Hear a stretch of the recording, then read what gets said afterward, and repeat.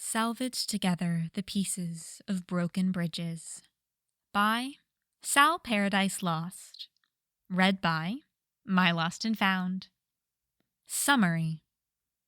Tim Drake wakes up sick and desperately wishes that someone was here to help him. Whumptober. Do you trust me? This fic is about 1,200 words and one chapter. It is rated general audiences and no archive warnings apply. As always, link to the fic is in the description, and on with the story. Fire raced through his veins as he panted over the toilet. Vomit burned at the back of his throat, and tears stung at the corner of his eyes. He thought about sobbing or calling for his parents, but they wouldn't hear him anyways. They were in Arizona, which was closer than they usually were, but they might as well have been on another planet. They wouldn't pick up Tim's calls. They wouldn't hear him sobbing. Even on the off chance they answered their phone for once, they wouldn't care enough to come back to him. His stomach cramped. Pain raced up his body, and he dry heaved into the toilet. He had stopped throwing up anything an hour ago, and now he was caught in the endless circuit of panting and heaving. Tim sunk to the floor, a boneless heap of exhaustion. What would Jack Drake say if he saw his son? That Tim was pathetic? That Tim deserved to be alone because of how much of a disappointment he was? That Tim was asking to be abandoned because how fucking needy he was? His fists tightened, nails biting against his palm. And if he had the energy, he would have slammed it into the toilet in front of him. Stupid Tim Drake. Stupid body. Stupid... Oh, fuck. He was gonna vomit. He lunged for the toilet bowl as his body contracted and tried to force whatever was left inside him up. But it was as futile as the heaving from the hour before, and Tim rode it out until his body let him collapse again. When he finally caught his breath, Tim forced himself into sitting. "Get up, Timothy," said a voice that sounded suspiciously like his mother's. "You're a waste of space just sitting on the floor." He stumbled to his legs, nearly tipping over. At the last minute, he saved himself from falling and cracking his head against the edge of the sink. What a mess that would have been. Blearily, he stepped out of the bathroom and made his way into the hall. The wallpaper swirled, the floral design becoming all whirly around him. Petals twisted and turned, and Tim felt like his head was being sucked down a sink. He stopped, suddenly unable to take another step. His skull was heavy on his neck, and he pitched, catching himself heavily on a wall.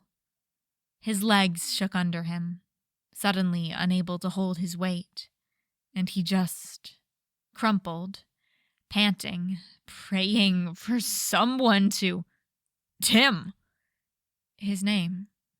He looked up and someone was rushing towards him. Dad? Oh, sweetheart. Hands were on his face. They wiped his tears and gingerly pressed on his forehead. What's wrong?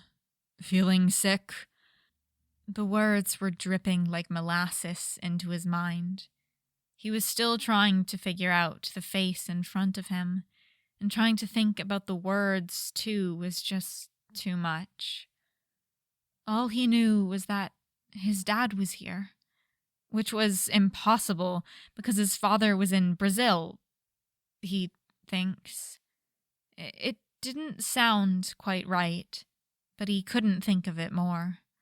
Different countries, different flights, different missed holidays all swirled in his mind.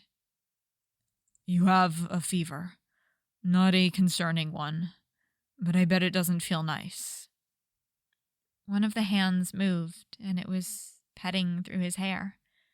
Every stroke took away a little bit of the fire that was racing inside his veins. He tipped his head forward into a warm shoulder and prayed that it never went away. And then it started pulling away. The warmth was leaving. His dad was leaving. He was going back to Morocco and away from Tim. Tim whimpered. Honest to God, whimpered, and tried to clutch onto his dad's sleep shirt as much as his fragile fingers would allow him to. No, he rasped. Please don't leave. I'll be good. I'll be better. But please don't leave. The arms came back, and Tim nearly cried. He tucked his head into the crook of his dad's shoulder and fell into his familiar scent. Cologne, coffee from late-night cases, the dampness of the cave.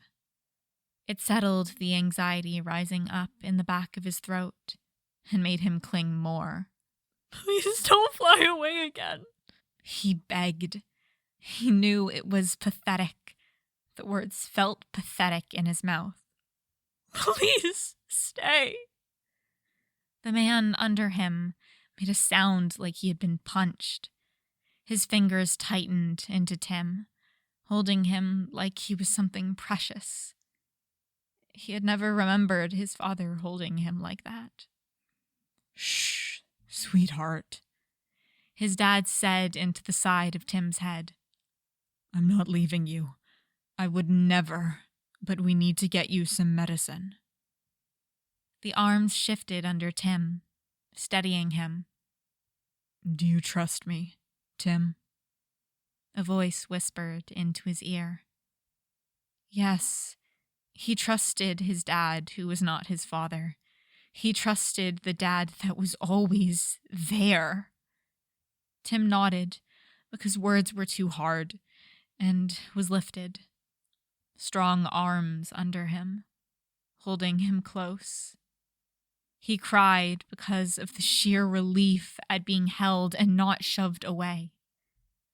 Tim rocked with the man's gait and blearily registered that he was being taken into a room and put on a bed. He whined, sounding like an animal and wishing to be back in the arms again. It had been so brief and felt so much like a hug. He wanted it to last forever, or at least more than a few minutes.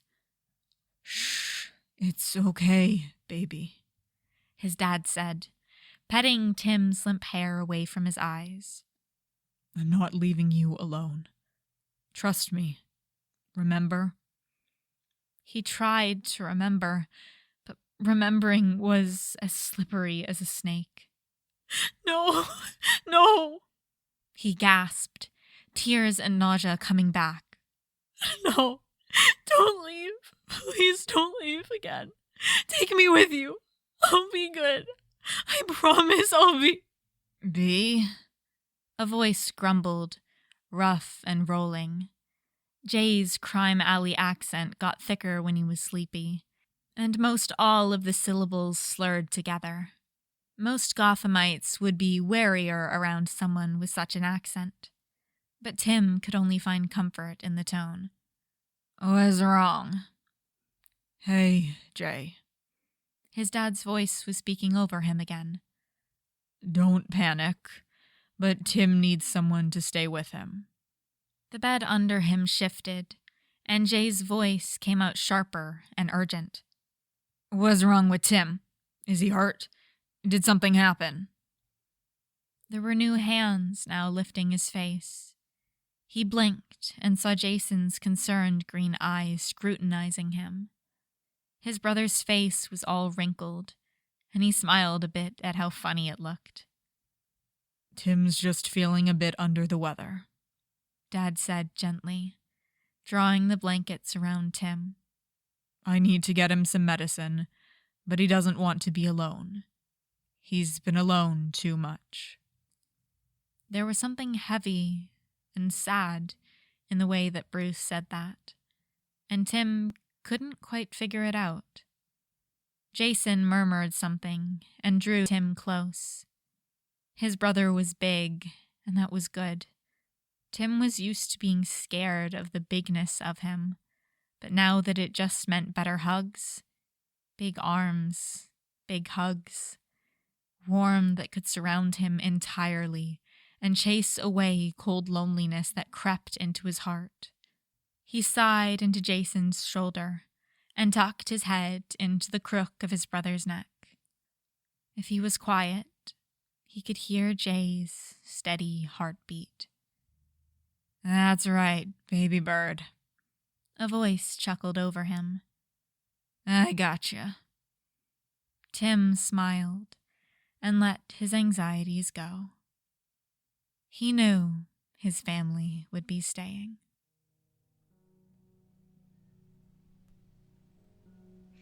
And that is all for this podfic. I'm a sucker for just Tim Drake getting the love he deserves. And like good parent Bruce and big brother Jason, say no more. I am sold. But yeah, this was a nice fic. But if I sound a bit congested in it, that's because I am. Not because I'm sick, but, well, if the Tim being upset part sounded a little bit extra upset, it's because I am upset. You don't need to listen to me if you don't want to, but you know what they say, channel your emotions into art, and, podfic's a transformative form of art, kind of. But yeah, so I wanted to record something because I got the news, an hour ago, that my older cat has to be put down tomorrow. In a little over 12 hours. And that's, really rough. It's gonna be my first major loss ever, kind of. I've lost grandparents before, but, they lived hours away and I saw them once, twice a year or whatever. So this is gonna be my first big one.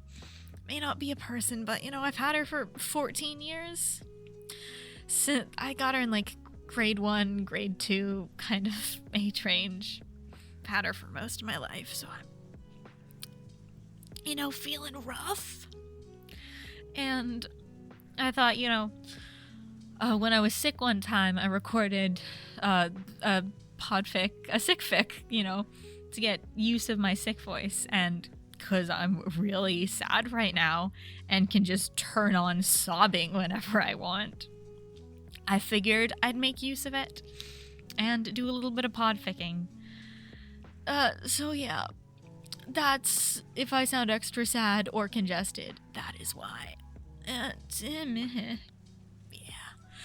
I think I'm gonna, sorry, I'm very cry. You can understand why, but I think I'm gonna schedule this to, I'm gonna post this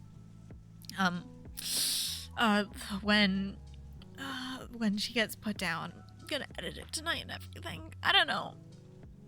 I'm trying to, I guess, figure out how to process my emotions best, and podfic's an outlet for me, so I'm trying this then. So that's what I'm doing. So when you see this, she'll be gone, and I'm not sure how this might affect my schedule or anything. I've got a couple of podfics pre-recorded, so I got at least 2 weeks of worth of stuff, and I'm not sure how I'll feel about stuff if it's podficking is helping me work through stuff, so I'm gonna be doing it, or if I'm need a break from everything or whatever. Who knows? Not me. Like I've said, I've never dealt with anything like this before. Learning opportunity. Anyway, thanks again for listening, and for the author for writing this lovely fic. It was It was lovely. I enjoyed it. I felt happiness for a moment. Anyway, as always, link to the fic is in the description. Leave a kudos, leave a comment, whatever you can. I am sure the original author appreciates it. And that is all for this time. I will see you guys next time.